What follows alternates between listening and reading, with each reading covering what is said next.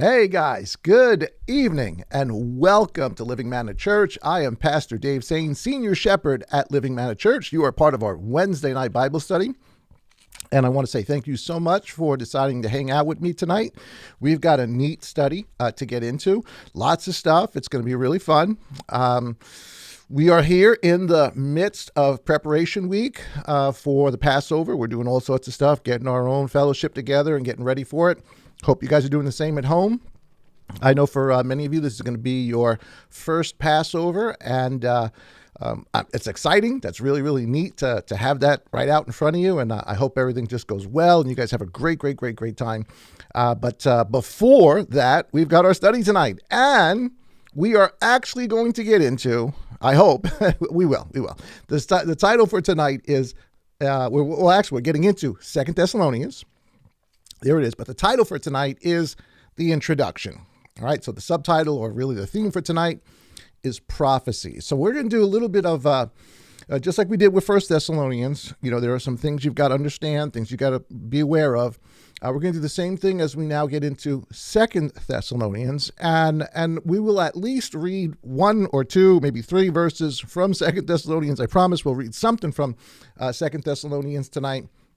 But we're really going to spend the time sort of building a foundation of understanding like we did with 1 Thessalonians. However, and before we jump into this, let's just say a quick prayer. Father, give us eyes to see, ears to hear, and a heart that's willing to obey. Amen. Hey guys, we are almost, believe it or not, we are almost at 500 subscribers. So if you are not subscribed, please be sure to hit that red button, hit the bell so that you're notified. And all those other people out there that are subscribed, when you get a notification of us and you watch us, please give us a comment, send us a line, drop us a line. Let us know who you are. We'd love to know who you are and to be able to share with you. If you got questions, comments, please send them. We will do our best to get back to you. So with that, here we are, 2 Thessalonians, the introduction. The title is Prophecies. Now, before we actually jump into 2 Thessalonians, we left off in 1 Thessalonians at chapter 5 and verse 14. There's only a couple of verses at the end of this. I'm not going to go through a whole review. You guys can check out last week's study and all the weeks prior to that, and you can get all the information with regards to that. So I'm just going to go forward as though you guys have been with me for a while. You know what's what. You know what we've been talking about. We're going to build on that today.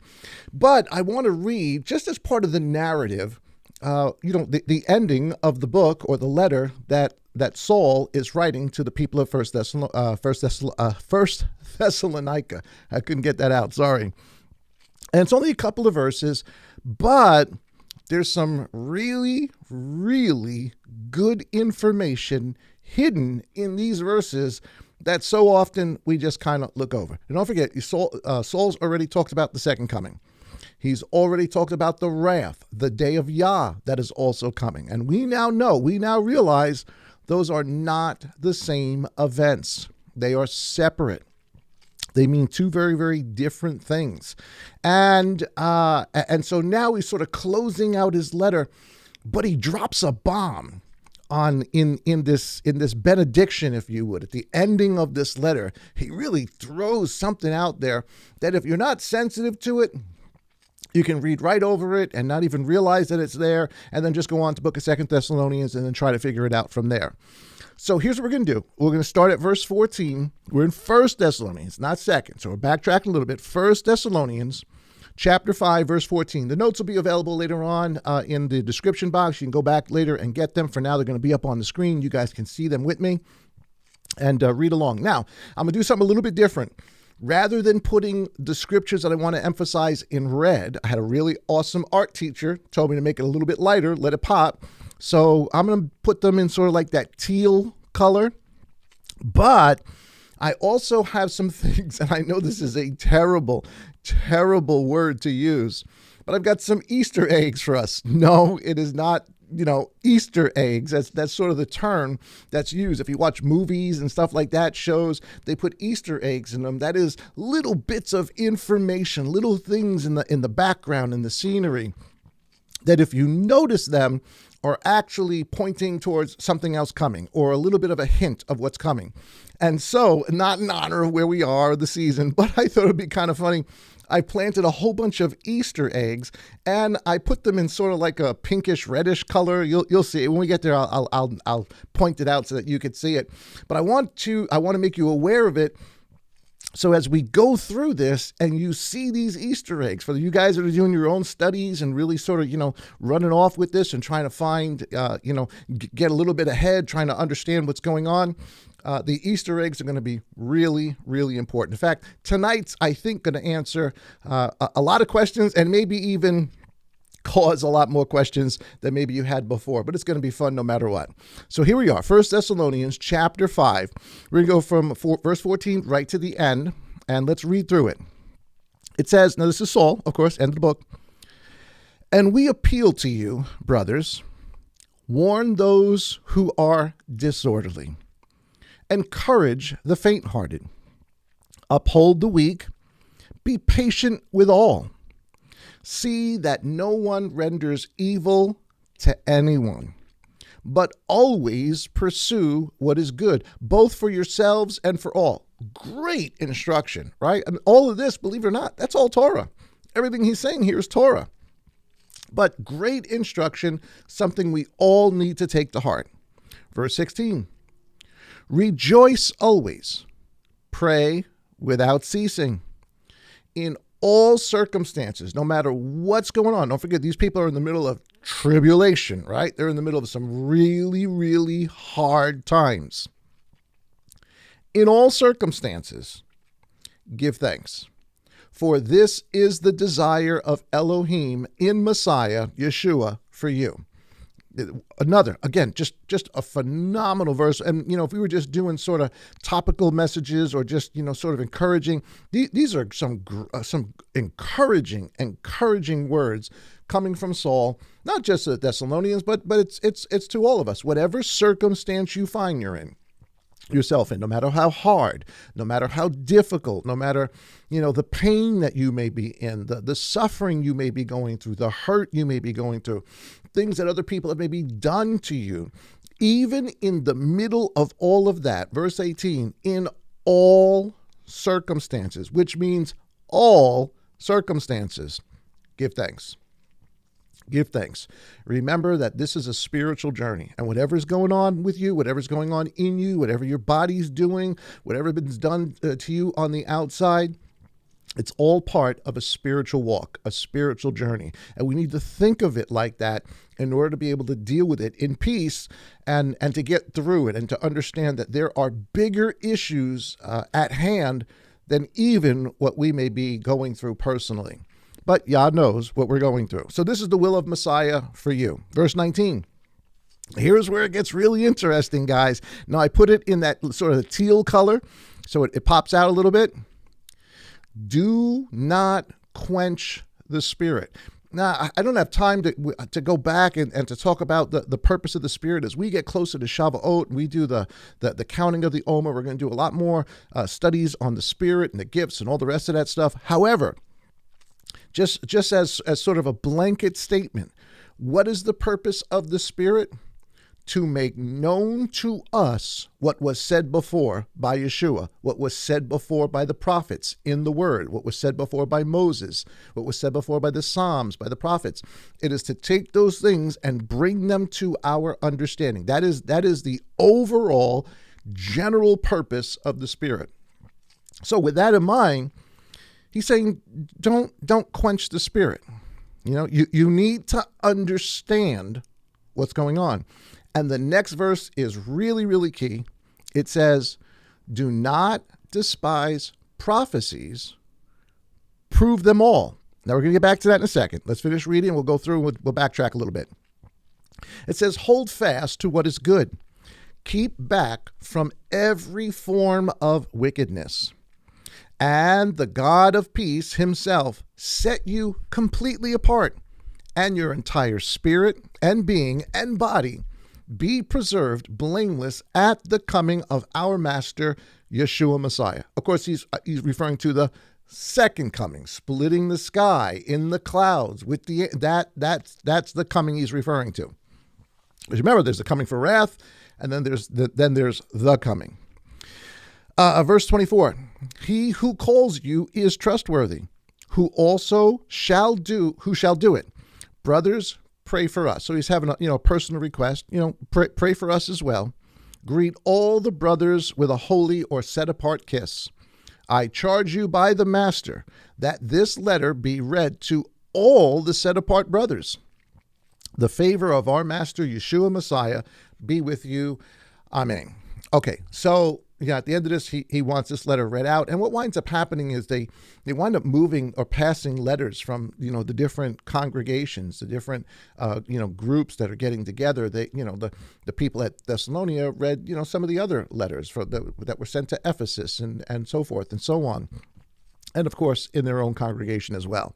So with that, let's backtrack just a little bit back to verse 19. He says, don't quench the Spirit. Remember, the purpose of the Spirit is to make Yah's word understood. Bring it back to our remembrance. John, chapter 14, I think it is, 14, 15? I think 14. Do not quench the Spirit. Do not despise prophecies. And of course, the title for today, don't forget, the title for today is our introduction, Prophecies, right? So don't despise prophecies. And then he says, prove them all. All right. There's some stuff going on here that I think we need to really take a look at and try to understand here. What does he mean by prove prophecies? There's a couple of possibilities, and we'll go over them, but then we're going to try to logically hash out what he actually means. Okay, so number one, when he says prove prophecies, he could be. I'm just throwing this out there. He could be referring to people around them, maybe other believers, right? Other believers, maybe people that came up from Jerusalem, maybe people that came from a different synagogue. He could be referring to people around them that are quote unquote prophesying. But by prophesying, we mean saying something that's coming, saying something that's about to occur. There's an instance, I think when Saul's at Ephesus, there's a prophet that takes a rope and he binds his hands up and he says, this will happen to you when you get to Jerusalem. You think, oh, wow, that's prophecy. He's telling them what's happening. Believe me, Saul knew that was going to happen way before that guy took his hands and wrapped it up in a cord and said, this is what's going to befall you when you get to Jerusalem. But I get it, that's sort of saying what's coming. He's telling Saul what's about to come. So that's one possibility. He's talking about some future event, something that's about to come, or people that are saying something is about to come. And we call them quote unquote prophets. That's number one, right? So let's take that. Let's put that on the side just for a second. Number two, by prophets, he could also be referring to people that foretell, which is much more, I think, in line with prophecy and the gift of prophecy and et cetera, et cetera, et cetera. Again, another study for another day. But by foretelling, meaning to explain Yah's word, which again is the purpose of the Spirit, and the gifts that the Spirit gives is to explain Yah's word, to bring it back to remembrance. So he could be talking about someone who's maybe saying something is coming, or he could be talking about just people that are just explaining Yah's word within their local synagogue, within their teachers. They're prophesying. They're sharing deep things they didn't understand, things they couldn't see. That may, again, I underline, may be the issue. We're going to find out a little later on what the issues actually are. And as a matter of fact, number three, I think, is probably more on the button. It could be none of the above, none of those two, maybe something different. But I think what we're going to find out is that it's actually a combination of those things. People who are saying something's coming, prophesying in that manner, but also people that are trying to explain Yah's word. Whatever the definition, Saul is saying, don't despise prophecies. Now, this is a really, really important point, because if he's talking about just about people that are telling what's coming, okay, I get that, but I'm not really sure, what the magnitude of that would be, because we don't really get anything else in the letters that particularly talks about things that were coming. However, explaining Yah's word or misunderstanding Yah's word, that we do see coming up in the book of 2 Thessalonians. So keep these definitions sort of in the back of your mind. We're going to get back to them as we get into 2 Thessalonians, but he's already telling them in 1 Thessalonians, and there's some time between the writing of 1 Thessalonians and the writing of 2 Thessalonians. So already in 1 Thessalonians, he's saying, don't despise prophecies, but prove them out.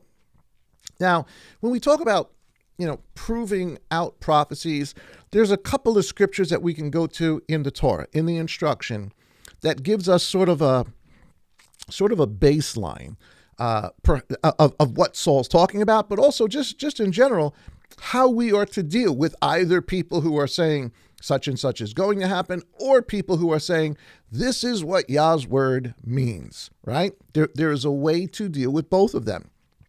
Now, proving the prophets. He says, prove them, prove the prophecies, proving the prophets or proving the prophecies. Number one, let's take it from the perspective of some future event, right? Like the guy in Ephesus that says, this is what's going to happen to you when you go to Jerusalem because they don't like you, they hate you, Saul, and you're going to get arrested, and you're going to go to Rome, and just everything's going to go bad from that. All right, Saul knew that. Saul knew that getting into it, but that's beside the point. So let's just say there were people in their day that were telling them of some future event. Well, the scripture gives us instruction on how to deal with that contingent. Here is Deuteronomy chapter 18 and verse 20. And listen carefully to what it says. It says, but the prophet who presumes to speak a word in my name, which I have not commanded him to speak. Or, so there's the one end of it. This is somebody who would be considered, a leader, someone of authority, somewhat, somebody with credentials, so to speak. But, they kind of go overboard with it, and they say, thus saith the Lord, when it wasn't actually Yah who was saying it. I'm using the word Lord generically, but thus says Yah when Yah didn't say it. So that's the first thing. But then he says, or who speak in the name of other mighty ones. So there's sort of a dual category here. So he's talking about people that have some sort of credential that are just saying bogus stuff. It's off the wall bogus stuff. Or other people who are not only just saying off the wall bogus stuff, but they're speaking in the name of other gods, other L's, other lowercase G-O-D. So he says, who speak in the name of other mighty ones. Even that prophet shall die, which we're going to see Yah's word is going to come true. Verse 21. And when you say in your heart, how do we know the word which Yah has spoken? Don't forget this, Deuteronomy 18 is also where he tells us a prophet like Moses is coming and you need to listen to every word that he says, right? So this is the latter part of those verses. So he's talking about, prophets that are not like Moses, that are not like Yeshua, that are doing stuff outside of it. So the question comes up in verse 21, and when you say in your heart, how do we know the word which Yah has not spoken? So, that's a fair question. He's saying, okay, so this guy is, he's a priest, right? He's a scribe. He's a leader amongst the people. And he's saying, thus says Yah. How do we know? How do we know that Yah didn't say it? Of course, we're talking about, some saying this is going to happen. This is what Yah is going to do. This is what we're going to see. This is what's going to happen tomorrow, next week, next month, next year, right? And so the question is valid. He says, how do we know? How could we possibly know that? Because, the guy's got a degree. The guy went to yeshiva. The guy went to, Bible college. The guy went to seminary. He's got all the right clothes. He's got all the right credentials. How do I know that what they are saying Has nothing to do with Yah. He says, how do we know the word which Yah has not spoken? Verse 22, when the prophet speaks in the name of Yah, and the word is not, or comes not. Now, in the language is a little bit deceiving. What he's saying is, if they're telling you this is coming, and it doesn't come, this is happening, and it doesn't happen, this is what Yah is going to do for us next week, and it doesn't happen, that's a problem. And guys, we see tons of this today. Tons of this across what is called, the religious world today. I've seen it dozens and dozens and dozens of times in my life where someone will get up, some preacher, some pastor, some evangelist, some whatever, someone who calls himself a prophet or an apostle, and the list goes on. First of all, if you got to have a little card or you have a title that says you're an apostle or you're a prophet, that's a problem right off the bat for me. That's not something you advertise. You either are or you are not. But that aside, I've seen, and I'm sure you have seen dozens and dozens of times, somebody say just something kind of off the wall to somebody. The Lord told me to tell you that, you're gonna, I don't know, you're gonna own a business and you're gonna get married and you're gonna do this for the Lord, you're gonna do that, and none of that happens. And it's not that they're not, I'm not even saying that they don't love Yah. They very well may love Yah, but they're talking, let's put this kindly, they're talking out of the side of their face. This has nothing to do, because Yah said nothing to them to say these things, and they're using the term, thus saith the Lord. Guys, I've said this before a dozen times. If somebody comes to you and says, thus saith the Lord, run, get away from them, go far, far, far, far, far, far, far away, because to say those words and Yah not actually speak to them first to let them give that message, that is as presumptuous gets. And boy, you're in a lot of trouble, and you're going to answer for that. But okay, so let's get back to what we're doing here. So how do we know the word which Yah has not spoken? When the prophet speaks in the name of Yah and the word is not, doesn't come to pass, or comes not. It doesn't happen. I put it there in yellow just to sort of make it more understandable. That is the word which Yah has not spoken. So if Yah is going to tell somebody that something is coming, if, and that's a big if, right? But let's say if he does that and it doesn't come to pass, that ain't a prophet. That man has been speaking presumptuously, or woman. The prophet has spoken. Here it is. I quoted it without even reading it, but that prophet has spoken it presumptuously. They are presuming that this is what Yah would say in this circumstance. Guys, you do not want to be in the business of second-guessing Yah and saying things that are not. If you really do know who he is, man, the fear of the Lord should make you, number one, not even, go into this territory. But again, there's lots of people out there that do it. We see it all the time. All these kind of crazy off-the-wall type ministries that tell you about when they went to heaven and what they saw and what Yah's going to do and the marriage and the mortgage and et cetera, et cetera, et cetera. We've gone over this a dozen times. You guys know this. It says, however, that prophet has spoken presumptuously. Don't be afraid of him. Whatever he says, don't be afraid of him. All right. So this type of prophecy, that is someone who is speaking presumptuously, saying that something is happening or has happened or is going to happen, is definitely something we are going to see when we get into 2 Thessalonians. So this is very, very important. Let's keep this definition sort of in the back of our mind for right now, because this is going to come up later. All right, so that's first. Secondly, well, not even secondly, let me give you an example of what this looks like from the scripture.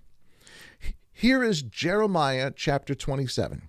Now, Jeremiah, just for context here, Jeremiah has been telling the king, the people of Israel, Nebuchadnezzar's coming. Yah has chosen Nebuchadnezzar to be his hand of wrath, his hand of judgment for all the nations, and including the nation of Israel. And Jeremiah is telling them, listen, we need to serve him. We need to put, in fact, he tells them, he makes a yoke and he brings the yoke in to show them we need to be under the yoke of Babylon. This is what the God of heaven is saying. This is him doing this, and we need to do this. All right. And so he's telling, now that's not a popular message. That's not what the king wants to hear. You don't want to hear as the king or the leader of your nation that your God is saying you need to be under the bondage, under the yoke of another Gentile king who knows nothing of Yah, and yet Father is going to use that king of Babylon as a hand of judgment for the world. Well, whether they liked it or not, that was the truth. So this is what Jeremiah is saying to the people. Well, Jeremiah is one guy. There were lots of other people who were considered in their day men of God, good guys. They had the credentials, who were saying exactly the opposite of what Jeremiah would say. It's kind of the difference between watching CNN and watching Fox, right? Just two totally different stories. You don't know who to believe, right? So here it is, Jeremiah chapter 27, verse 4.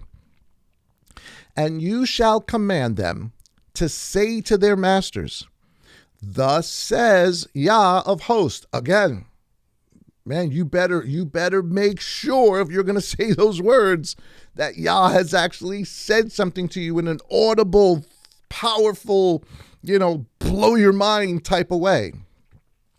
The Elohim of Israel, say this to your masters. I have made the earth, the man and the beast that are on the face of the earth, by my great power and by my outstretched arm.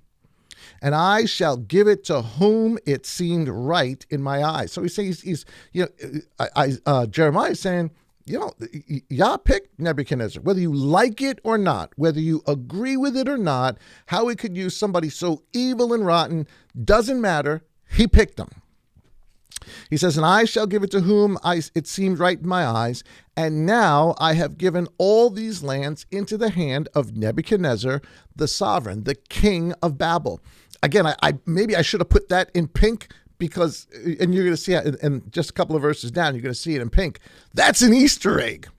That's a big, big Easter egg right there, guys, right? Again, it almost kills me to use those words, but that's sort of the vernacular that we got today. There's an Easter egg. Let's read on. There's some more Easter eggs. It says, I've given these lands into Nebuchadnezzar, the king of Babel, my servant. He's Yah's servant, right? The guy's an evil, pagan, but he's Yah's servant. And the beast of the field I have also given him to serve him. And all the nations shall serve him, and his son, and his son's son, until the time of his land comes. So there's going to be a limit to his rule or to his use to Yah using him for whatever the purpose is, but nonetheless, he is Yah's instrument. And then many nations and great kings shall make him serve them. So other kings are going to come after him and are going to overtake his nation, his land. And of course, historically, that's exactly what happens. Verse 8 says, and it shall be the nation and the king that do not serve Nebuchadnezzar, the sovereign of Babel. Again, boom, Easter egg. It's pink. Easter egg. Focus in on that. And the one that does not put its neck under the yoke of the king of Babel. That nation I shall punish, declares Yah, with the sword and with scarcity of food and with pestilence, until I have consumed them by his hand. So do not listen. Here it is, guys. Here's the whole example of this, these guys who look good, but they're not saying the right thing. So do not listen to your prophets or to your diviners, or to your dreamers, or to your observers of the clouds, because they would say, well, you've all seen the movies where some person takes a whole bunch of bones, chicken bones, and throws them on the ground, like, oh, I see, whatever. Well, there were people that were like, well, the clouds say, and other things as well. And here Jeremiah is saying, no, what I'm telling you comes from Father. Do that Nebuchadnezzar, the king of Babylon, is the hand and instrument of Yah for wrath, and to put under subjection all people, including the house of Israel. House of Israel did not want to hear it. So the house of Israel had lots of other prophets, diviners, dreamers, or to your observers of clouds, or your sorcerers, who speak to you saying, do not serve the king of Babel, for they are prophesying falsehood to you, to remove you far from your land, and I shall drive you out, and you shall perish.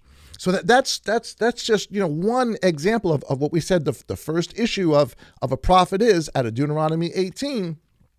One who says this is going to happen, because the prophets were saying, the other prophets outside of Jeremiah were saying, everything's going to be good. The land of Israel has the temple. We're going to get through this. Nebuchadnezzar is going to come, but we're not going to have to serve Nebuchadnezzar. And they were lying. They were speaking presumptuously. They were telling the king what he wanted to hear, as is probably the way most of it goes on today within the religious world. People telling you what you want to hear. You're going to be rich. God's going to pay your mortgage. God's going to give you a car. He's going to give you a husband. He's going to give you a wife. He's going to heal your body. He's going to do this. He's going to do that. He's going to do this. And people want to hear that stuff. Very often, what Yah has to say doesn't sit right with the flesh and can be upsetting. And this was upsetting. So here is just a perfect little microcosm example of what Deuteronomy 18 was actually talking about in dealing with these people. And of course, as history pans out, Nebuchadnezzar comes. He is the hand of Yah against the house of Israel. Destroys Israel and eventually winds up destroying the temple. But we'll get into that in just a second. The Easter egg here is that Nebuchadnezzar, the king of Babylon, is the servant of our God. For whatever else he is the servant of our God. Okay, so number two, there's another test, I guess you could say, and I guess more people are familiar with this, but Deuteronomy 18 is also a test of prophets. But this is a different test, or it's I'm going to say different. It's got a little bit different flavor to it. Listen to these words. This is Deuteronomy chapter 13 and verse 1. It says, when there arises among you a prophet or a dreamer of dreams, and he shall give you a sign or a wonder, and the sign and the wonder shall come true. See, this is different than what we just read in Deuteronomy 18, because Deuteronomy 18 is saying, no, that's not coming true. But they're telling you lies. There's no way that stuff is coming true. This is a little bit different. These are people saying, yeah, we see the signs on, what's going on in the land, and this is going to happen, in a month, and this is going to happen at harvest. And those things happen. And then they attach it to something else. But it's not just to something else, because it goes on here. Listen to what it says. And the sign and the wonder come true. Well, that's pretty darn incredible. But there's a false prophet who has the signs come true. Yes. And we need to pay a lot of attention to this. It says, of which he has spoken to you, saying, let us go after other mighty ones. There's the caveat, right? Right there. That's that little bit of a twist, because he's saying not only does this prophet, use signs and say, look at this and look at that. This is what's coming. But ultimately, what he is doing is making you believe in or serve a God, an Elohim, an El, other than the God of Abraham, Isaac, and Jacob. Any other mighty one, any other God that is not the Elohim. That's really, really important. This is probably one of the most important definitions there is of what we call a false prophet.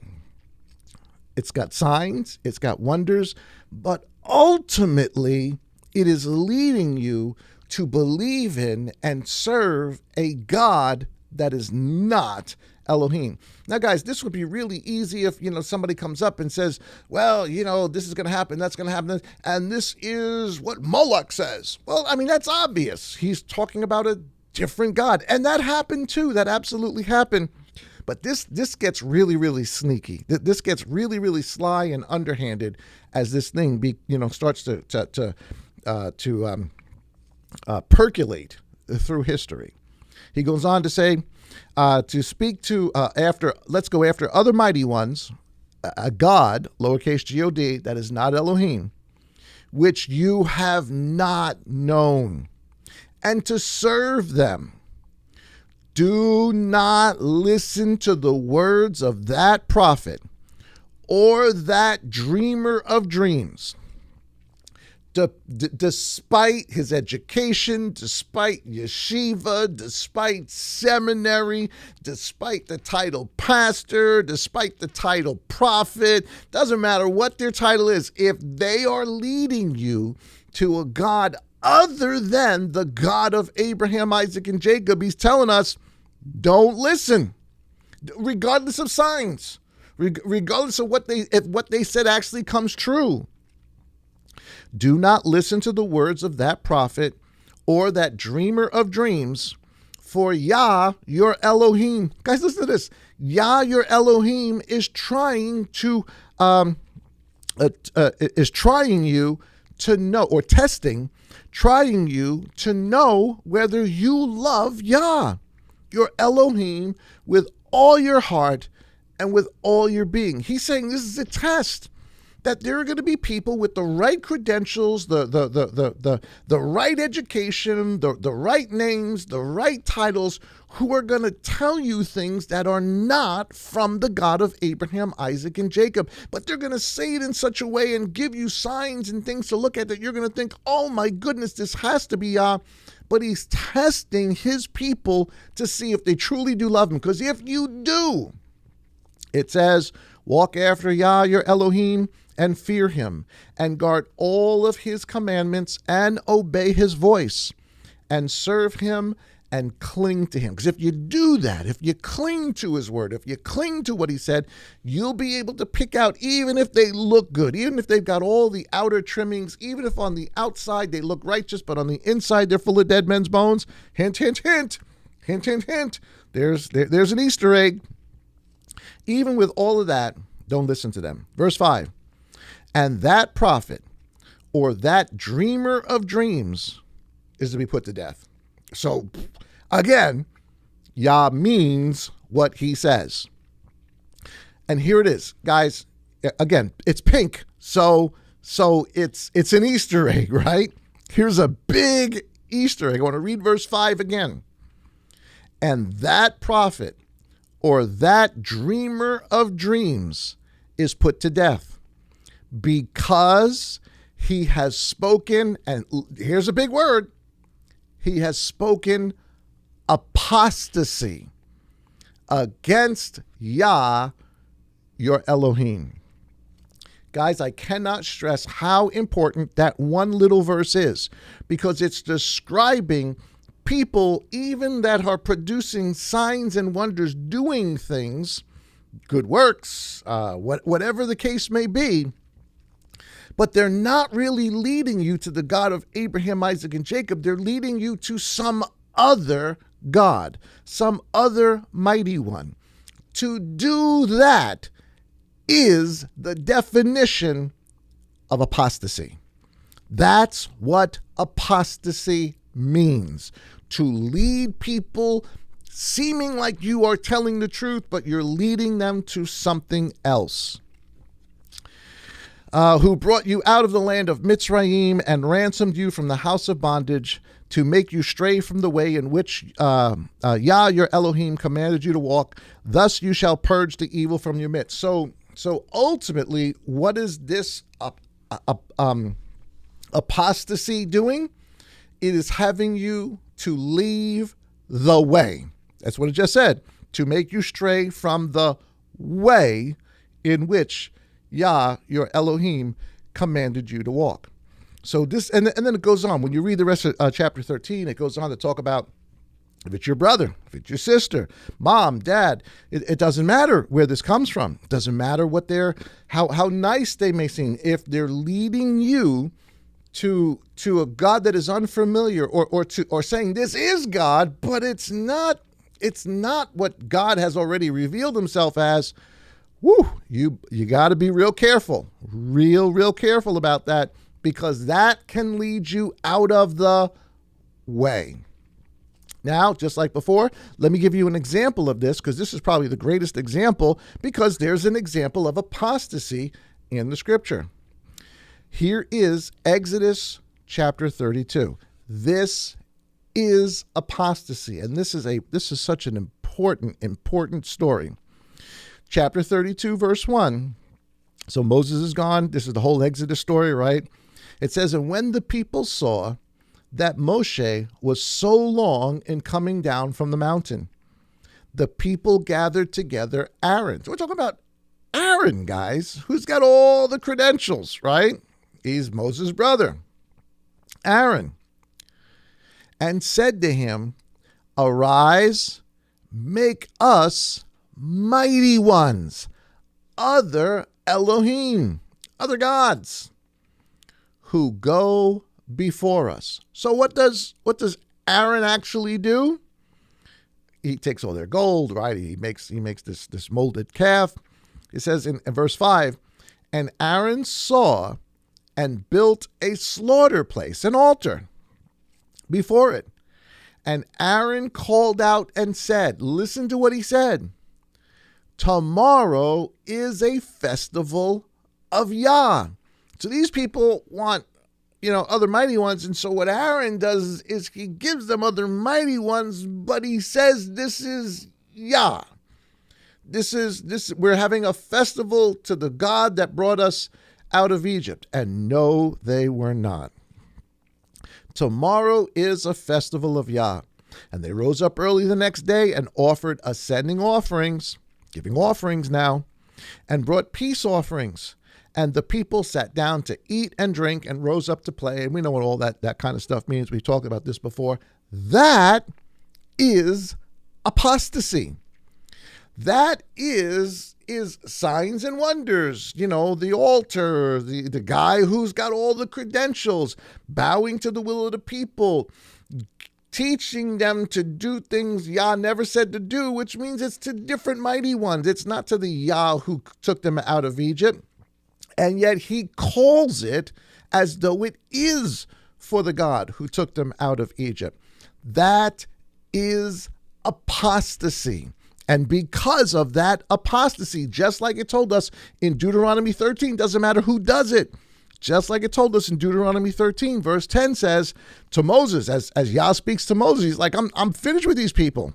And now let me alone that my wrath, his wrath comes because of apostasy, because of a falling away, his wrath comes. Because that's another word for apostasy, falling away.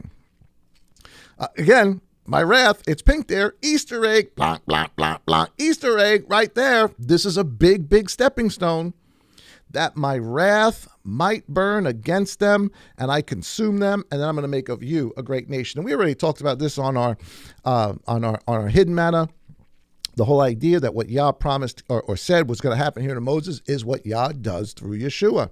He fulfills this promise. He destroys them because of apostasy.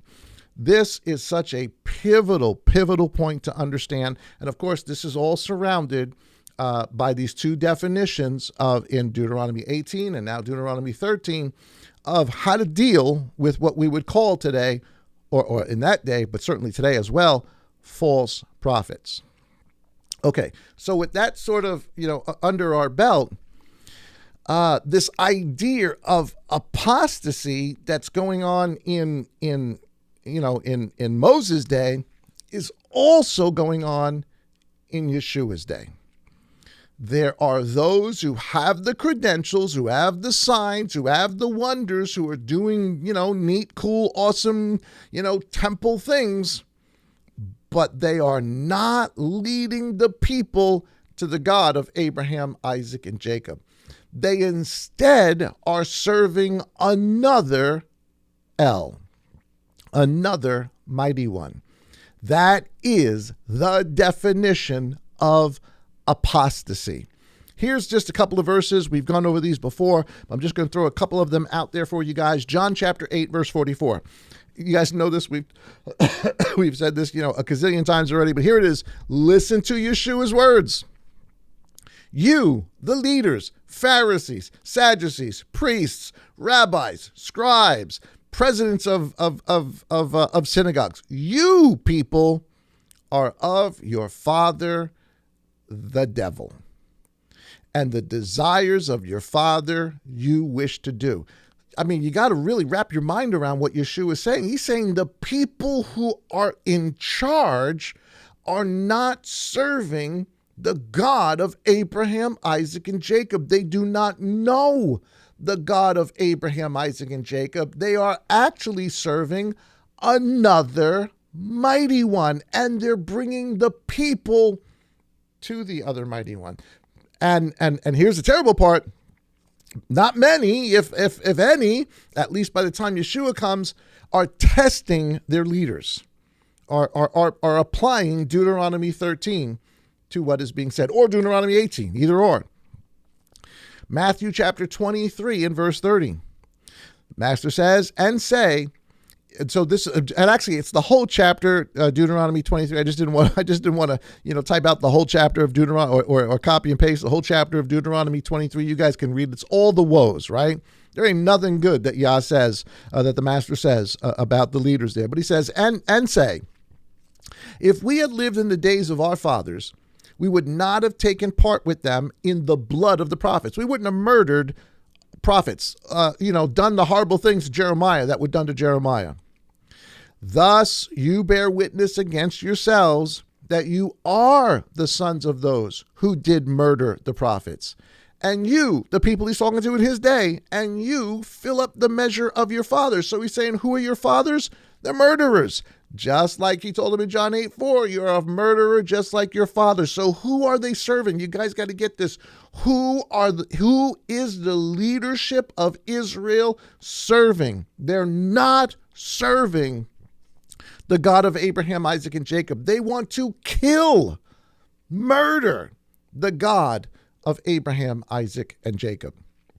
He says, and you fill up the measure of your fathers, verse 33, and he calls them what? Serpents, brood of vipers, adders, snakes, just like the symbol that is given to us of Satan himself. You are of your father.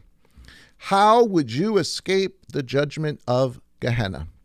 Matthew chapter 16 and verse 12. Again, just another way of saying it. Here's the apostasy. Then they understood that he did not say to beware of the leaven, since we're getting into leavened bread this week. They did not say beware of the leaven of bread, but of the teaching, the poison, because they're snakes, they're vipers, and what they're doing is poison. What they're saying to you is poison. Like if a snake bites you, that's poison. The poison of the Pharisees and Sadducees. Why is it poison? Because ultimately, if you follow it, you're not following the God of Abraham, Isaac, and Jacob. You're following some other El, the El that they serve, who is a liar and a thief and a murderer.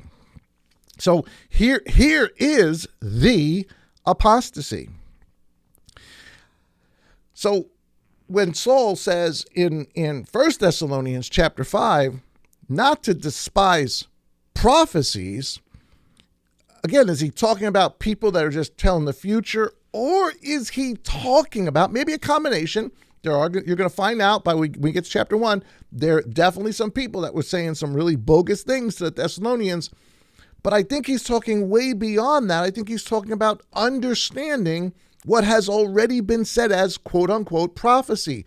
Don't despise it. Don't quench the spirit. Let the spirit make it known to you. Understand what this is truly about.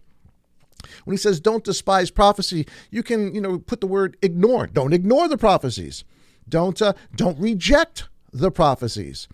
And that is exactly the issue that they are facing. Or that's exactly the warning he gives them in 1 Thessalonians 5 that's going to carry over to 2 Thessalonians. So when he says prophecies, don't despise them. What prophecies? If he's not talking about, people that are saying, oh, this is going to happen, this is going to happen, this is going to happen. What other prophecies are there that these people should be aware of, that they should not despise, they should not ignore, they should not reject? Well, here's a couple of them, and some very, very important ones. Again, lots of Easter eggs in here, so I really despise using that word, but whatever. Matthew chapter 23, verse 34, listen to the words of the Master. Because of this, see, I send you prophets and wise men and scholars of Scripture. Some of them you shall kill and impale, and some of them you shall flog in your congregations and persecute from city to city. That's a prophecy. Here's Messiah prophesying, saying this is going to happen. So when Saul's saying, don't despise prophecy, you guys are going through all of this crazy stuff. You're going through it because Yeshua said you were going to go through it. Don't ignore it. Don't think it's got nothing to do with you. Don't think, maybe that's them. No. He's saying don't despise it. Let the Spirit of God open your mind and your understanding. What you're going through is exactly what Yeshua said, but that's not the only prophecy. Verse 36 of that same chapter, he says, truly I say to you, all this death, all this wrath, all this destruction is going to come upon this generation. That's a prophecy that they would have understood or should have understood, should have been told. A prophecy they should not have despised or ignored. Here's another one, Matthew chapter 24 and verse 2. And Yeshua said to them, do you see all these, meaning the temple? We went over a lot of this stuff, but you're going to see this in a little bit different light.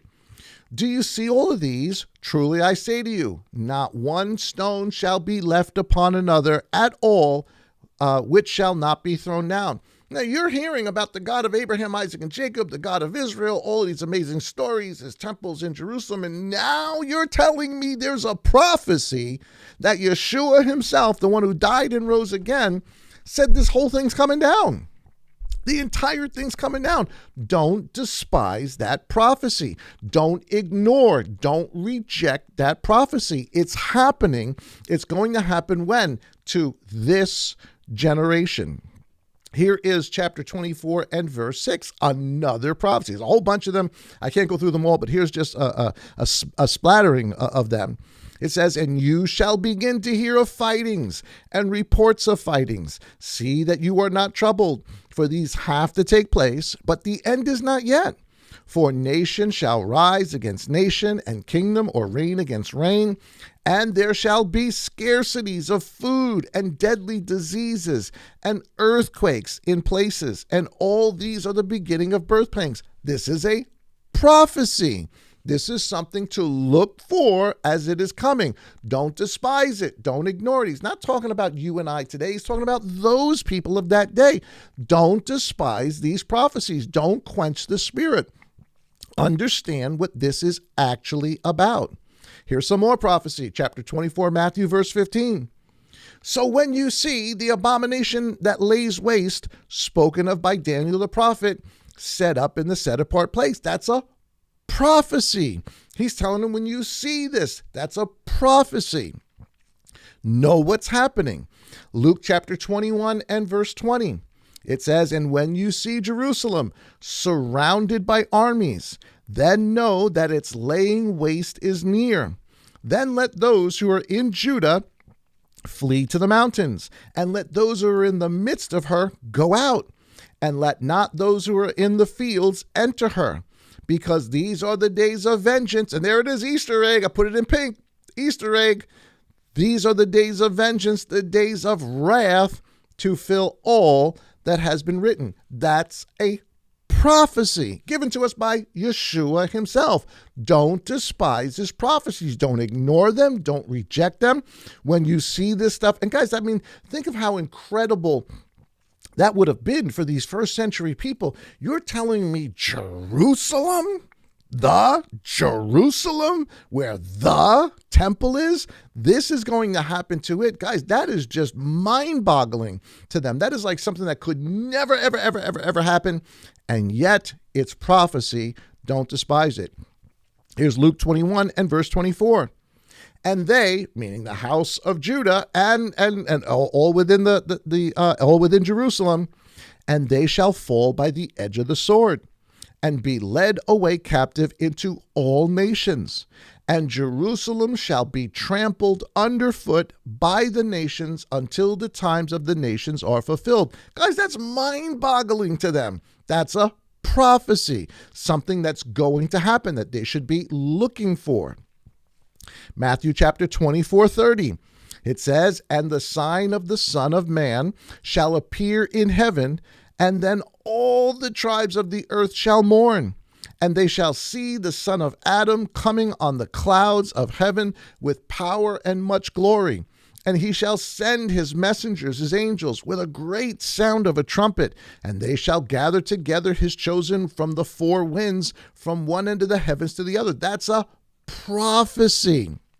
That's something Messiah said is coming. Now, we understand, there's a time frame in between the two, but that's a prophecy, and he's saying don't despise prophecy, don't reject prophecy. He just finished talking to them in 1 Thessalonians chapter 4 about this event, that listen, when people die, don't mourn like others mourn. We know at the resurrection we're going to be raised, and those who make it to the resurrection alive, they're going to be caught up. So that's a prophecy. We know he already told them. He's already gone over. Here is Revelation chapter 18:2. Now, this is a crazy prophecy, but it's about Jerusalem. It says, and he cried with a mighty voice, saying, Babel the great is fallen, and has become a dwelling place of demons, a haunt for every unclean spirit, and a haunt for every unclean and hated bird. Guys, why would it be a haunt for every unclean spirit and bird and et cetera, et cetera? Because the people who are in charge of it are serving another father, another Elohim, who is not Yah, who is in fact the devil, the liar, the deceiver. Where are they serving him? Where is ground zero for all demonic activity in the first century? The temple, Jerusalem, the house of Israel is ground zero for all of this craziness. And so, why does it say Babel? Again, this is a little bit of an Easter egg. We'll go over this a little bit later, but why does it say Babel is fallen? Babel is fallen because Jerusalem is the harlot of King of Babylon. Remember, King of Babylon was the one Nebuchadnezzar, the one that Jeremiah said is Yah's chosen to bring wrath to the nations and to whoever doesn't serve him, including Jerusalem. And that's what he did. He brought wrath and destruction. Now we're finding out that Israel is still playing the harlot to that king of Babylon. That's why Jerusalem is called the harlot of Babylon. She is, for lack of a better word, and hopefully you don't get upset with me, but the king of Babylon is pimping out Jerusalem to serve him rather than to serve the God of Abraham, Isaac, and Jacob. That's what's going on. This is why Yeshua says, you're of your father, the devil. You're going to do exactly what he did. You're a murderer, and you guys are the leaders. That's what Revelation 18:2 is saying. So what's the hot spot in all the... Guys, that's a prophecy. I know this is book of Revelation, but this stuff has to be written and given to the people before any of this happens, because the master says this is coming soon. What he's talking about in this book is coming soon. This is a prophecy. Don't despise this prophecy. Don't ignore this prophecy. Luke chapter 10, verse 17. And the 70 returned with joy, saying, Master, even the demons are subject to us in your name. And he said to them, now catch this, here's an Easter egg.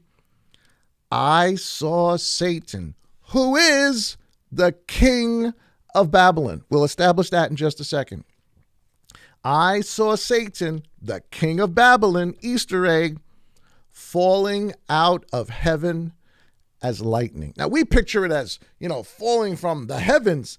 It means something very, very different. See, I give you authority to trample on serpents and scorpions. Well, who are the serpents and scorpions he's talking about? Israel's leaders, the teachers, the rabbis, the scribes, the Pharisees, the Sadducees, the priests.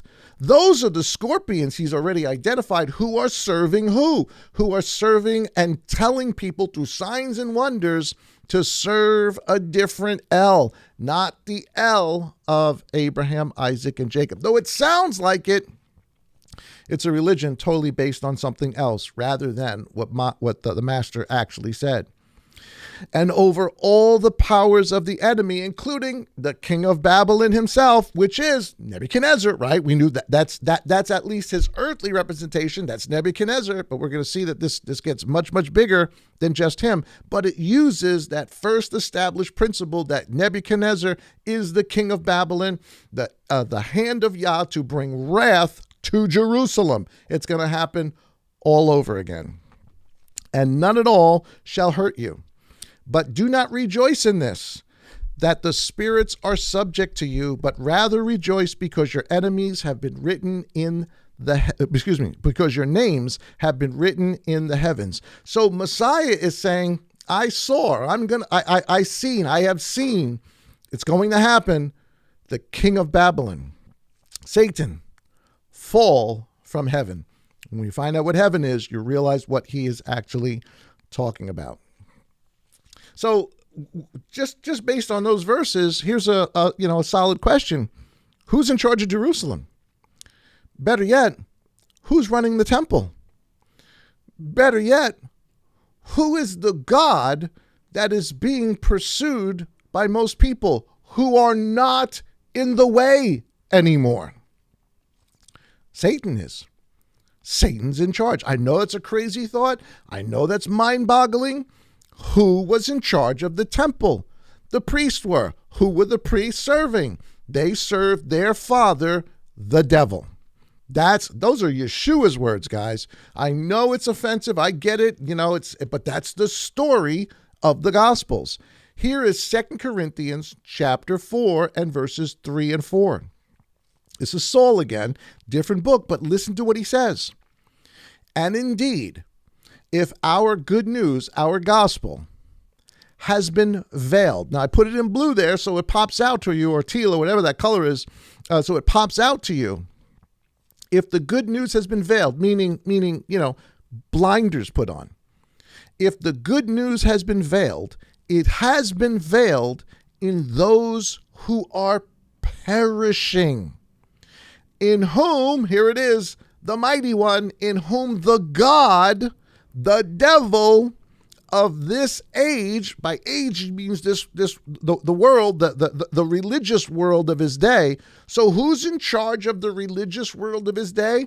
The God of this age. Who has done what? Who has blinded, veiled the eyes of people. One more time, verse 4, in whom the mighty one, the God of this age, has blinded the minds of the unbelieving, so that the enlightening of the good news and the glory of Messiah, who is the likeness of Elohim. He's Elohim. He's Elohim. Does not shine in them. He's saying the God of that world, the one in charge of the temple, the one in charge of Jerusalem, the one to whom the priests and the scribes and the Pharisees are actually pointing people, the religion that they've created has blinded them from seeing that the God of Abraham, Isaac, and Jacob is standing right in front of them. They couldn't see it. They wouldn't see it. They refused to see it. It was veiled to them. So you can see clearly that he's talking. Who does this? Who is responsible for doing this to these people? The God of that age. Lucifer, the king of Babylon, is the one who does this. Here's 2 Corinthians chapter 3, verse 14. So you know exactly that who he's talking about, that there's no ambiguity here. He's talking about the religious system of the day. He's talking about Pharisaic Judaism, temple Judaism. Look at what it says in 2 Corinthians chapter 3, verse 14. But there, and by there he means the Pharisees, the Sadducees, the priests, the scribes, etc., etc., etc., the rabbis, the temple presidents, the list goes on and on and on. But their minds were hardened. For to this day, when the old covenant is being read, that is the covenant from Mount Sinai, that same veil remains. What veil? The same veil, 2 Corinthians 4:3 says, is put on by who? The God of this age, because they are serving the God of this age. They are committing apostasy and bringing people to the God of this age, just like Aaron did. Now, Aaron's a whole different story. Yah gives grace to that, and he restores them. But the apostasy is there. The example is there, and these people here, all these years after what Aaron does and the people do at Mount Sinai, they're doing it again. It says, for to this day, when the old covenant is being read, that same veil remains, not lifted, because in Messiah it is taken away. But to this day, when Moshe is being read, when Moses is being read, a veil lies on their heart. The veil put there by who? 2 Corinthians 4:3 says, by the God of that age, the God of that world, who is Lucifer, Satan, the devil, and more specifically, the king of Babylon. That's who he is. So all of a sudden you start to put these prophecies together, and this is some heavy duty stuff for people of the first century to for us today to wrap our minds around. Now, wait a minute, you're telling me all this stuff we see and all these, all that what we think is holy, and it's not? That there's a whole different thing going on here? There's a battle going on here? Yes, exactly. And this is why Saul's saying, don't quench the spirit, and do not despise prophecies. Test them. So here is some more prophecy.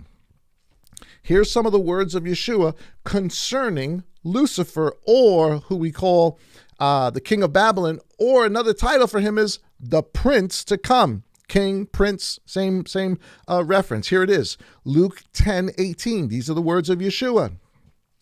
And he says, and he said to them, I saw Satan falling out of the heavens as lightning. Again, I haven't really defined for you what heavens means yet. We'll get there in a second.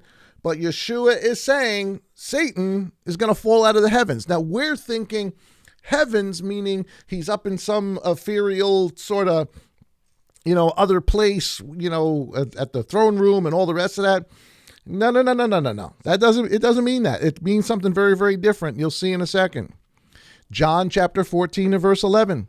It says, concerning judgment, because the ruler, the prince of this world is judged. Well, what prince is he talking about? Satan. He's judged. That's why Luke 10 says he's judged, and I saw him falling out of heaven as lightning. Here's John chapter 14 and verse 30. The master says, I shall no longer talk much with you, for the ruler, the prince, that word prince is really, really, really important because it's going to pop up in other places. For the ruler, the prince of this world, who we just saw in 2 Corinthians, is the ruler of this world. The ruler of this world, this religious world in Judaism, the religious world is coming, and he possesses none at all in me. He has no authority over me. John 12 and verse 30. It says, Yeshua answered and said, this voice did not come because, so they hear the voice of Yah, this voice did not come because of me, but for your sakes. Now is the judgment of this world. This religious system of this day is being judged. Now is the judgment of this world. Now the ruler, the prince of this religious world shall be cast out. Can you see this? He's talking about the same thing over and over and over again. This prince is going to be cast out of the heavens. And if I am lifted up the earth from the earth, I shall draw all men to myself. Here's another one, just so you can put all these things together to understand they all are saying the same thing. Here is the same thing we just read in Luke and John and John and John. Here is the same thing in Revelation 12, telling us the same exact story, guys. This is verbatim what we just read. And the great dragon was thrown out, that serpent of old, the prince, the king of Babylon, called the devil and Satan, who leads the whole world astray, the whole religious world, and eventually the whole world astray. He was thrown to the earth, and his messengers were thrown into him. So by earth, the heavens, when he says the heavens, we talked about this before in another study, the heavens is the temple. It's Mount Zion. When you make Aliyah to Mount Zion, you are ascending to heaven. So who was in charge of the heavens? The priests were. Who was serving who? They were sons of their father, the devil. So who was being served in the temple? The serpent. The serpent by other serpents who were spewing venom out of their mouth, who were teaching people astray, who were leading an apostasy, the blind leading the blind, and both falling into a ditch. So when it says that he and his messengers were thrown out, this is biblical speak for the destruction of the temple. They were thrown out of heaven. They were thrown out of Mount Zion. They were cast to the earth. They're still here. They're still doing their thing. It doesn't mean the story's over. But that aspect of it, Yeshua says, I saw Satan fall from heaven as lightning, fall from the throne upon which he was sitting here on earth with his servants. He was thrown out of it. Okay, so here we go. This concept, this idea that I'm sharing with you, which is prophecy, that Saul is saying, don't despise prophecies. This is not just, Yeshua's words. This goes all the way back to the Torah and to the prophets.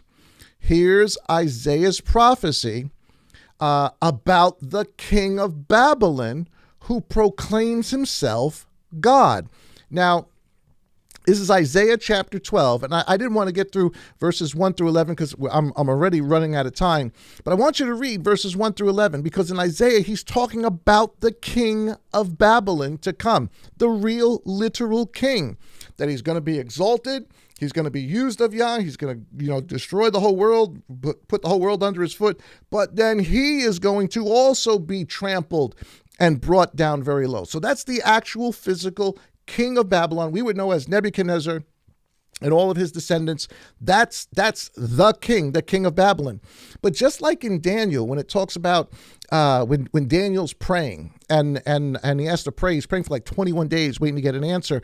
And finally, when the angel comes to him, he says, Daniel, I tried to get here the moment, Yah sent the answer to your prayer, but I was withheld 21 days by the prince of the power of Persia. The next nation to come had a prince or a principality or a king behind it. But the initial king over everything was Babylon, the king of Babylon. And just like the prince of Persia or the prince of Greece, there is a prince, a principality, a king behind Nebuchadnezzar. Though he's the example, there is a prince behind it. Well, that's sort of the background for this. Now with that concept, let's read Isaiah chapter 12. Again, read for yourself, verses 1 through 11. It's about the king of Babylon and his fall, but it's the prince behind him. Verse 12, still talking about the king of Babylon, but now we realize he's going way beyond the king of Babylon, because the king of Babylon didn't do this stuff. How have you fallen from the heavens? Wait a second. The king of Babylon was in the heavens? The prince behind the king of Babylon, the true king of Babylon, yes, he is. Oh, Hallel. If you read this in like the King James, it will say Lucifer, son of the morning star. Oh, Hallel, son of the morning, you have been cut down to the ground. You who laid low the nations, for you have said in your heart, let me go up to the heavens. Not the heavens. He's talking about the temple. So what is this king of Babylon, Lucifer, who's going to be laid down to the ground? Where does he go? He goes to the temple. And he says, let me raise my throne above the stars, not the stars that are in the sky, not the Big Dipper, the Small Dipper, and, Orion's belt. He's not talking about that. The stars in the sky are the children of Elohim, the thing promised to Abraham. Look up in the sky. That's how your descendants are going to be, like the stars of the heaven. So he's saying this king of Babylon doesn't want to. He puts himself in the heavens, in the temple, above the stars, the people of Israel, the people of God. And let me sit in the mount of appointment. Zion, he's talking about the Temple Mount. Who is sitting in charge of the Temple Mount? Caiaphas, Annas. Who are they serving? They're not serving the God of Abraham, Isaac, and Jacob. They're serving another El. They are committing apostasy. They are serving the God of the king of Babylon. Jerusalem has become a harlot to the king of Babylon. Again, I say it again, I'm sorry if this offends people, but the king of Babylon was prostituting or pimping out the woman called Jerusalem through the priesthood. He says, and let me sit in the mount of appointment, Zion, on the sides of the north, the temple. Who's going to sit there? The king of Babylon is. Lucifer is. The son of the morning is. Jerusalem is the harlot of Babylon, which is exactly what it says in Ezekiel. I just didn't throw a verse in there to read it. You guys can go look that up yourselves. Verse 14 says, let me go above the heights of the clouds. Let me be like the Most High. What does this king of Babylon, this Lucifer, this son of the morning want to do? Not only be in the temple, not only be over Yah's people, but he wants to be worshiped like he is Yah. Well, what's happening in the first century and even before the first century? Exactly that. Yeshua is saying, you are of your father, the devil. You're in charge of all of this. You're vipers, you're snakes, etc., etc., etc. Then can you see the connection here? Verse 15. But, it's not going to stay that way. But you are brought down to the grave, to the sides of the pit. And I didn't even get into Revelation to when all of this happens. We'll talk about that a little bit later on. Those who see you stare at you and ponder over you. So we're talking about Lucifer now, the God of this age, right? The one who's blinded the minds of those not to see that Yeshua is the God of Abraham, Isaac, and Jacob. So how is he described? Listen to this. This is so important.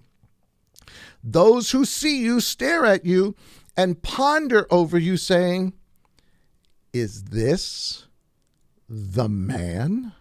Wait a minute, we're talking about Lucifer. Yes. And how is he described?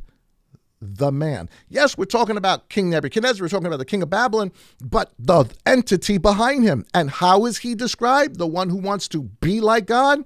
He is called, is this the man who made the earth tremble, who shook kings? So the prince or the principality or the man is the king of Babylon, the head of Babylon, all the way to the time of Rome. Because who's the head? Who's the beginning of this? Well, here's the picture so you guys can get an idea of it. This goes all the way back to the book of Daniel. This describes to us the order of things, who the head actually is. It is the king of Babylon, but who's the principality behind the king of Babylon? It is the one who is blinding the eyes of the people in the first century and even before that, as they open up the scripture, not able to see Yeshua as the God of Abraham, Isaac, and Jacob. Here's Daniel chapter 2, verse 31. You, O sovereign, were looking on and you saw a great image. He didn't just see a great image. What did he see an image of? An image of a man. A man is what he saw. Guys, this is so important to understanding 2 Thessalonians chapter 2. This great image and its brightness was excellent, was standing before you, and its form was awesome. This image's head was of fine gold. And then later on in the chapter, he tells Nebuchadnezzar, you are the head of gold. So who's the guy at the top of this whole image? Who is the head of this whole image? The king of Babylon.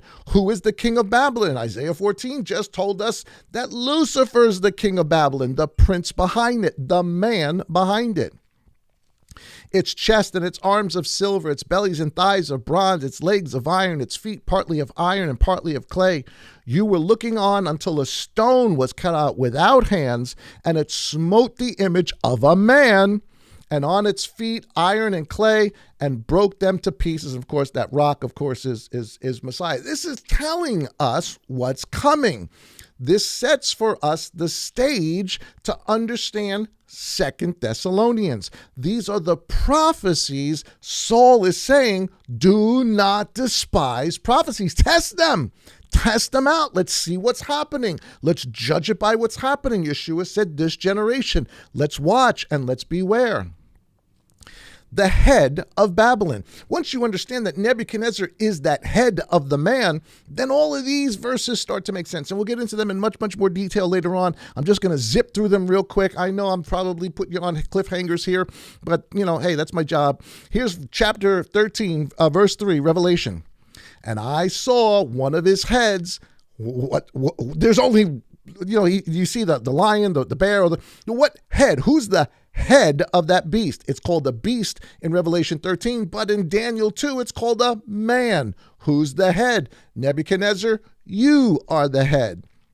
And I saw one of his heads as having been slain to death. He's talking about the temple destruction. That's what Isaiah 14 said. You sit on the sides of the north. You proclaim that yourself God, but you shall be brought down to the pit.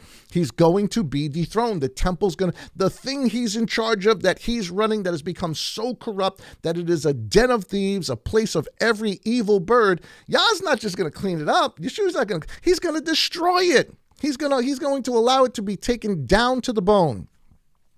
And his deadly wound was healed, and all the earth marveled after the beast.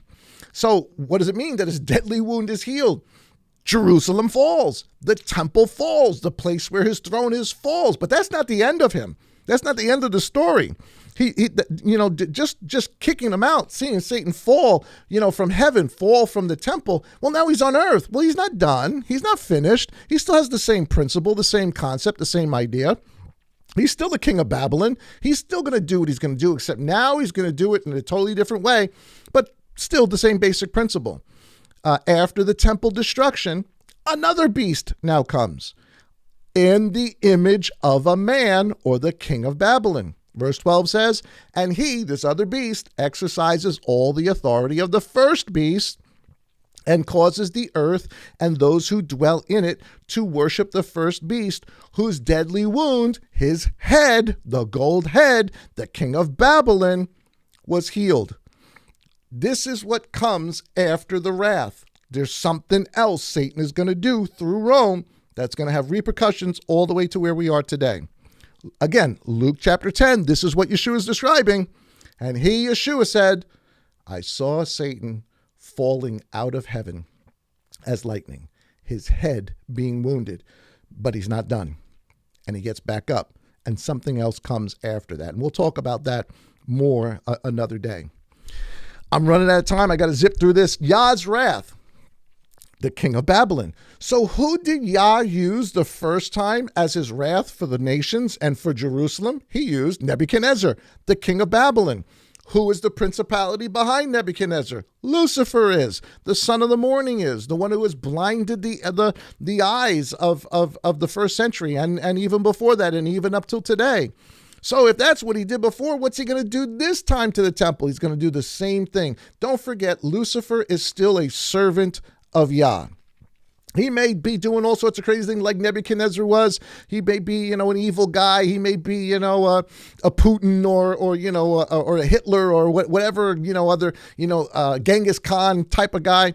But he is the servant of Yah, meaning he will fulfill Yah's purpose. And his purpose was to bring the nations under his yoke, like Jeremiah said, though nobody else wanted to believe it. Here's Revelation chapter 12 and verse 7.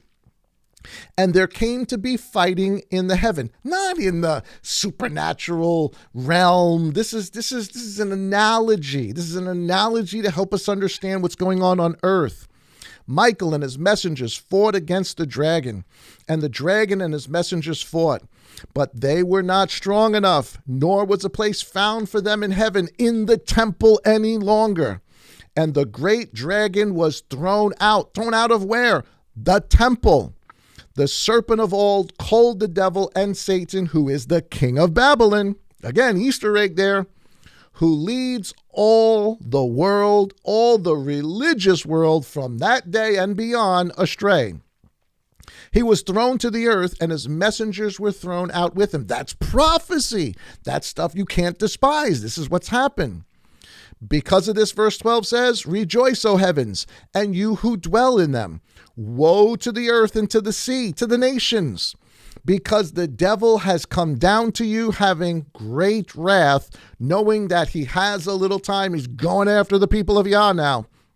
The Netzarim. Verse 13 says, and when the dragon saw that he had been thrown to the earth from Mount Zion on the sides of the north, sitting, proclaiming himself God, being worshipped because the priests were committing apostasy. They were having the great falling away. He went and persecuted the woman, Jerusalem, the temple. See, if he's going to get thrown out of it, if he's going to lose his place there, if Yah is going to make the temple of no value any longer, or remove its position, Satan's not going to let that go. He's going to destroy it. Remember, it's Nebuchadnezzar that destroys it. It's the king of Babylon that destroys it, but it is actually Yah's wrath that does it, because he's using the king of Babylon as a servant who gave birth to the male child. He's talking about the destruction of Jerusalem through Rome, part of the statue of the man whose head is the king of Babylon. Here's the same events told to us in the book of Daniel. I know I'm going through a lot of stuff. I'm just zipping through stuff here. I don't expect you guys to get all this. We're going to go back over this in more detail. But here's the same story, guys. Forget the numbers for a second. Forget all the numbers. Just put it aside for a second. Let's just forget about that. We'll go over numbers a different day. Let's just get the storyline down.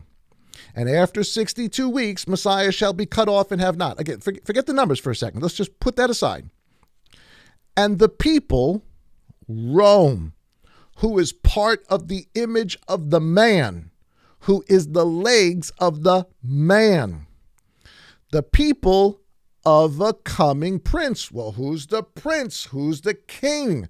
Nebuchadnezzar is, or the king of Babylon is, the devil, Satan, Lucifer, whatever you want to call him. He is the king of Babylon. Shall destroy the city. What city? Well, the only city that matters, Jerusalem. And the set apart place, the temple. Well, what happens in history? Exactly that. Exactly that. Yah uses his servant, still his servant, Lucifer, who's pissed off that he's been thrown out by the death and resurrection of Yeshua. War goes on. He loses. He's going to get kicked out, but he's not going to get kicked out and just like let it lie. He's going to rip everything down that he can. And then his head is wounded, but he's going to come back stronger at the end of this. And the end of shall destroy the city and the set apart place, the temple, and the end of it is with a flood. The Netzarim are scattered. The Jews are scattered. That's what it means. The end of it's with a flood. Well, what was the end of the destruction of Jerusalem? A flood. People were scattered. Pray your flights not in winter. And waste are decreed and fighting until the end. And he, Yeshua, shall confirm a covenant, a renewed covenant with many for 1 week. Again, forget about the week and 62 and 69. Well, another day. Let's just get the story. And in the middle of the week, he shall put an end to the slaughtering and meal offering. Well, did Yeshua do that? He sure did. His crucifixion put an end to any need for any more lambs, any more goats, any more bullocks, any of that stuff to be done. Worship will no longer go on in Jerusalem. Why? Because it was serving a different El. Yah puts an end to it. The woman, the slave woman, is going to be cast out. He shall put an end to slaughtering and meal offering, the validity of the temple services, the tutor. And on the wing of abominations, Satan, as the prince through Rome, he shall lay waste to the land, to the Netzarim, to the Jews, to all of Jews, to the whole land of Israel, even until the complete end. I think what that's referring to, even until up until the point that Messiah returns. And that which is decreed, what was decreed? A rock will come out and destroy the statue to crush the man, is poured out on the one, on who? The man, the image, the king of Babylon, who is the one who lays waste to Jerusalem and to the temple. So in one sense, it is Father, it is Yah, it is Elohim, it is the wrath of the Lamb that brings destruction on the temple. But in a real physical sense, how does Yah do that? The same way he did it the first time, through the king of Babylon, except this time through the prince of the king of Babylon, who is also called the king of Babylon. All right, so here it is. Woo! Got through this. It's just hitting 9 o'clock now. I only need like another 2 minutes. So here's the question. As I said, we're going to get into 2 Thessalonians. We'll do like a couple of verses. He said, don't despise these prophecies in 1 Thessalonians 5. Did Saul teach everything I just shared with you? Did Saul teach these prophecies in that way to the people of Thessalonica and Ephesus and Galatia and et cetera, et cetera, et cetera? My answer is yes. Emphatically yes. We've lost it, 2,000 years later. But yes, this is what he taught them. Listen to this, just a couple of verses, and see if you can follow the storyline we've been painstakingly going over for the last hour and a half.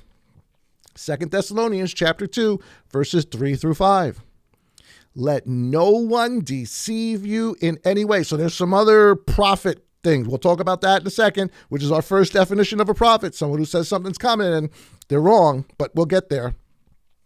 Let no one deceive you in any way, because the falling away, the apostasy, is to come first. And the man of law, the what? The man of lawlessness is to be revealed, the son of perdition, who opposes and exalts himself above all that is called Elohim, or that is worshipped, so that he sits as Elohim in the dwelling place of Elohim. Well, what does Isaiah 14 say? Who does that? The king of Babylon does that. The morning star does that. The one who they look at when he's finally cast down is, you're the man who did that? Sits as Elohim in the dwelling place of Elohim, showing himself that he is Elohim, and he's been worshipped as Elohim through the priest, through the whole after the Greeks, the whole priesthood that comes in, the Maccabees, and all of that stuff goes on, twists and changes, and it's not Aaronic priesthood. All of that mess goes on, and they are serving their father Lucifer. Here it is. That's the outline that we just went over. Again, painstakingly over. And what does he say in verse 5? Here it is, Easter egg, guys. It's in pink. Do you not remember that I told you this while I was still with you? Back in 1 Thessalonians, when he says, do not despise prophecies. Test them. Prove them out. Watch them. See what's going on. It's going to be this generation. Everything Messiah said is going to happen. But I told you about them already. Do you not remember that I told you this while I was with you? All right. We're going to leave it right there, guys. I hope you enjoyed the study. I know a whole bunch of cliffhangers. We got lots and lots more stuff to talk about. But a bird's eye view, a quick review of what we need to know before we can properly interpret 2 Thessalonians, 1 Thessalonians, 2 Thessalonians, chapter 1, chapter 2, chapter 3, not 3 Thessalonians, chapter 1, chapter 2, chapter 3. All of this stuff is vital. It's vital to understand. Saul and them are not going to talk about stuff. We're not just going to come up with stuff that hasn't already been defined for us somewhere else. The key is trying to find where it's defined and putting the whole story together in accordance with what has happened historically. And that's how we'll get the answer to what's really going on. All right, guys, I hope you enjoyed that. Thank you so much for hanging out with me tonight, guys. Thank you. I see you guys online. Thank you so much for being here tonight. I really appreciate it. Don't forget, if you are not subscribed, help us out. You can hit that subscribe button, hit the red bell, get notified, and you'll get an alert every time we go live. We go live on Wednesdays. We got morning manna every morning. We've got hidden manna on Shabbat, and of course, we've got our weekend evangelism services. We're just trying to put out Yah's word as much as we can to try to help you guys along with your walk. Guys, have a wonderful, wonderful week. Enjoy your Passover this upcoming weekend. Have a great Shabbat. We'll see you in morning manna, but we won't see you again until actually on Shabbat.